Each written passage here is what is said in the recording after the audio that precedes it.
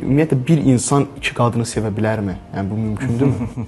O bir kinoda var idi, həmişə onu misal göstərirlər ki, bir baba iki çocuğunu sevə biliyorsa, neden bir baba iki kadını sevə?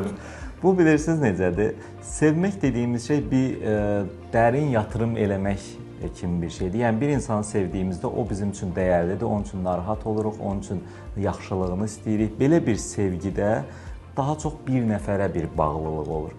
Amma sevginin bir digər tərəfi də var ki, simpatiya, bəyənmə, ehtiras, cinsəlliklə əlaqəli bir hisslərin olduğu bir şeyə də sevgi olaraq adlandırdığımızda, bəli, bu çoxlu insana qarşı ola bilər. Özəlliklə kişilərdə bir neçə qadına qarşı bir simpatiya, bəyənmə, ehtiras duyğusu hiss eləyə bilirlər.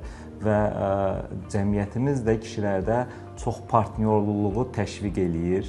Yəni kişinin əgər evlənənə qədər oğlan uşaqları, əgər çoxlu sevgilisi varsa, tez-tez sevgili dəyişdirirsə, bu ata tərəfindən də, ana tərəfindən də sanki bir fəxrlə alqışlanır. Amma Azərbaycanda ən sıx boşanma səbəbi xəyanətdir.